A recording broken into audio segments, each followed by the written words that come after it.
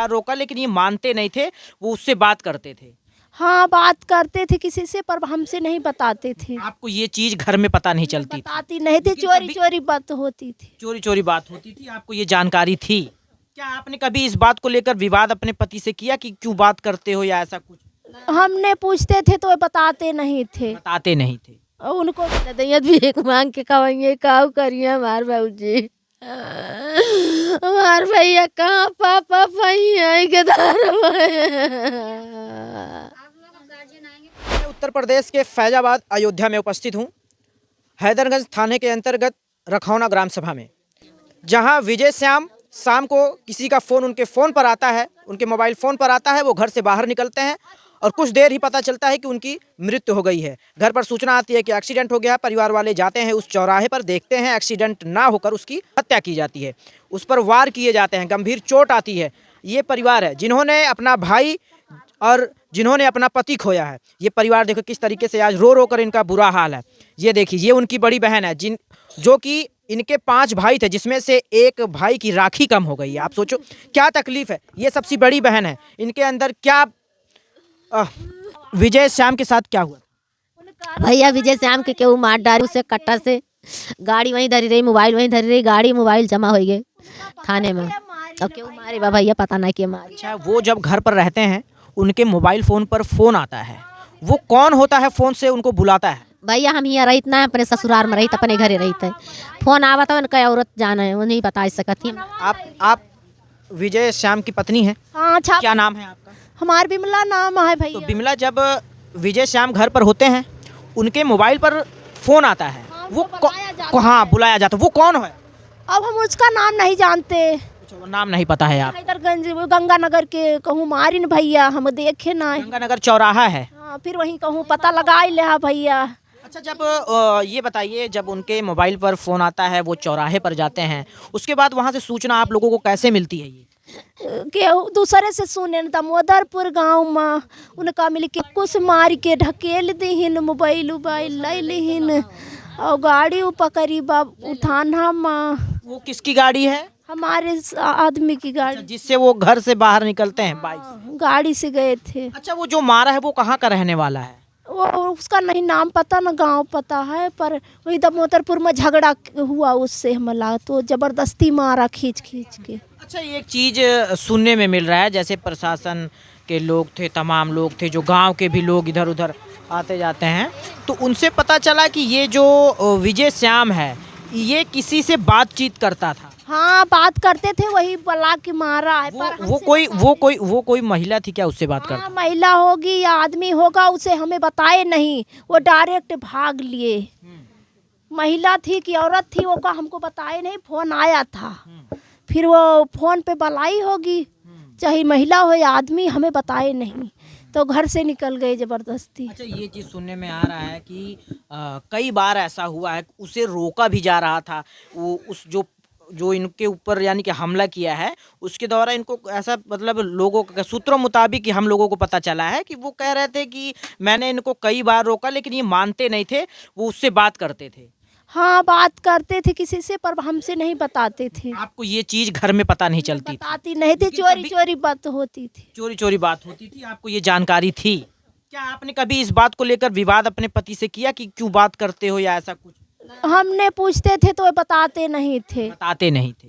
उनको खूब मारा, कुछ वार किया, फिर वो हमें बोलने लायक दोबारा लौटे नहीं, तो हम क्या बताएं। अब आप ही लोग। अच्छा, एक चीज़ और, ये प्रशासन के लोग आए, आप 3 दिन तक शव को घर पर रखा, आपकी कुछ मांगे थी, क्या वो पूरी हुई प्रशासन से? नहीं, हमें नौकरी दे, हमारे बच्चे को कैसे हम खमा खिलाएं। कितने बच्चे हैं? ये बेटा है, एक बेटी है।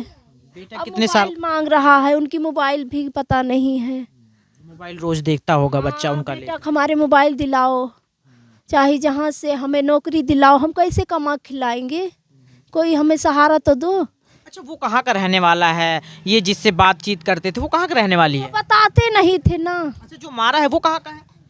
वो यही दामोदरपुर में गांव में हमने सुना, एक आदमी बताया कि झगड़ा बहुत तगड़ी हुआ। नाम नहीं पता चल पाया आप लोगों तक? नाम नहीं पता चला, पर गांव का नाम अच्छा, दामोदर। प्रशासन द्वारा कुछ जानकारी आप लोगों को मिली है कि अभी की नहीं मिल पाई है कि नहीं, ये वजह जो होती है, मेन रीजन, जैसे कि परिवार के लोग हैं वो जानना चाहते हैं आखिर मेरे पति के साथ अगर ऐसा हुआ या मेरे भाई के साथ ऐसा हुआ तो ये क्यों हुआ? क्योंकि परिवार वाले सोचते हैं कि हमें ये जानकारी मिले। कभी अभी तक क्या कुछ पता चल पाया है? नहीं, वो बताए नहीं, गए तो उन्हें रास्ते में मार दिया, गए तो क्या बताएंगे, वो दोबारा लौट के मैं नहीं। कुछ और पूछ रहा हूँ, यानी कि आप क्या वजह जान पाई हैं उसको क्यों मारा गया? नहीं, वो कभी कुछ बताते नहीं थे ना, वो अपना बात कर लेते थे और हमें देखते थे मोबाइल लेके भाग लेते थे। कहे तू चुप चुप रहो, तुमसे कोई मतलब नहीं रहता, जब बताओगे नहीं तो कैसे हम जानेंगे। ये उनकी पत्नी है, क्या नाम है आपका? बिमला। बिमला। बिमला उनकी पत्नी है और इनके आप देखेंगे ये छोटे से नन्हे मुन्ने बच्चे हैं, ये उनकी बिटिया बेटा।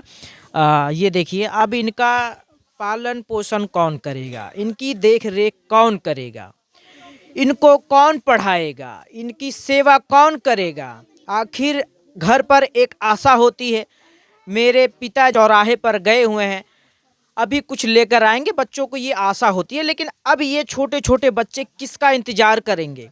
इनकी पत्नी किसका इंतजार करेगी? इनके माता पिता किसका इंतजार करेंगी? ये देखिए, ये उनकी बहन है जो इनका रो रो कर बुरा हाल है। हालांकि वो विजय श्याम 5 भाई थे, जिनमें से अब विजय श्याम इस दुनिया में नहीं रहे, उनको दरिंदा मौत के घाट उतार दिया। अब ये बहन 5 राखी लाती थी, अब 1 राखी उसमें से कम हो गई। हालांकि इनको बहुत ही पीड़ा है। क्या प्रशासन घर पे आई थी, 100 घर पर रखा गया था 3 दिन तक, तो आप लोगों की कुछ मांगे थी, प्रशासन भी यहाँ पर लगी हुई थी। क्या प्रशासन से आप लोग संतुष्ट हैं?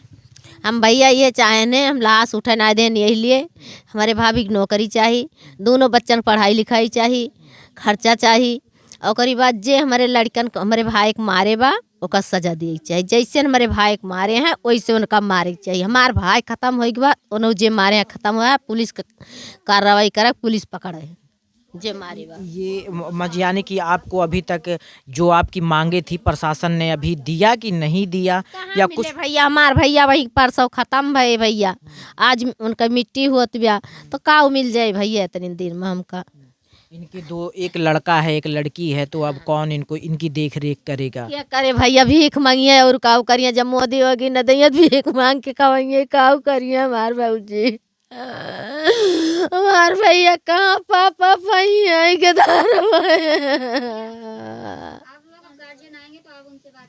अरे हमार भैया कहाँ पहिए। हालांकि ये पीड़ित परिवार है, अब पीड़ित परिवार का रो रो कर बुरा हाल है। आप देखेंगे ये एक न्याय की गुहार मांग रहा है, प्रशासन से एक आशा कर रहा है कि विजय श्याम को न्याय मिल सके। अब ये देखिए, ये पीड़ित परिवार, ये श्याम बहुत ही बेहद गरीब परिवार था, जिससे अपने परिवार का पालन पोषण करता था। ये फर्नीचर का काम करता था, लेकिन दरिंदे ने किस तरीके से उस के घाट उतार दिया। आखिर वो बच्चे कहाँ जाएंगे, कैसे उनका पढ़ाई लिखाई पूरा होगा, ये देखने वाली बात है। हालांकि प्रशासन से कुछ मांगे थी, मांगे पूरी अभी तक शायद या नहीं हो पाई है, जैसे परिजनों द्वारा बताया गया है। थाना हैदरगंज के रखौना गांव के रहने वाले सुरेंद्र विश्वकर्मा हैं। इन्होंने कल देर शाम थाना हैदरगंज पर आकर के सूचना दिया कि उनके भाई विजय श्याम विश्वकर्मा है, वो शाम को अपनी मोटरसाइकिल से निकले हुए थे। तो जब वापस नहीं लौटे तो उनकी खोजबीन हुई, तो ये भोलानाथ पब्लिक स्कूल के पास बगीचा है, उसी के पास घायल अवस्था में पड़े हुए मिले। इनके शरीर पर धारदार चोटों के निशान थे। जो है इनको तत्काल इलाज हेतु पहुँचाया गया, जहाँ पर इनकी मृत्यु हो गई।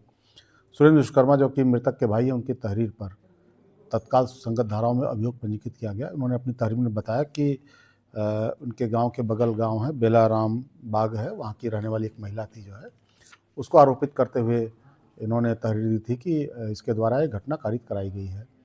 इस सूचना पर तत्काल टीमों का गठन करते हुए इसका अनावरण हेतु लगाया गया था। जो है इसका सफल अनावरण करते हुए जो मुख्य आरोपी था, जिसका नाम अरुण है, जो आरोपी महिला का बेटा था, उसको हिरासत में लेकर जब सख्ती से पूछताछ की गई तो उसने अपना जुर्म स्वीकार किया। उसने बताया कि मृतक विजय श्याम मेरी माँ से बात किया करते थे, मैंने कई बार मना किया लेकिन ये माने नहीं थे, इसलिए मैंने क्रोध में आकर के इनको मोबाइल फ़ोन करके बुलाया और इनको धारदार हथियार से इनके ऊपर हमला किया था, जिससे उनकी मृत्यु हो गई थी। जो है जो आरोपी है अरुण, उसकी निशानदेही पर जो आरोपी के रक्त से सने हुए कपड़े थे वो, तथा जो आला कत्ल था, जो कि चाकू था, वो दोनों बरामद कर लिया गया है। इसमें वैधानिक कार्रवाई करते हुए आरोपी को जेल भेजा जा रहा है। इसमें आगे अन्य जो भी तथ्य प्रकाश में आते हैं उसके आधार पर अग्रिम वैधानिक कार्रवाई की जाएगी।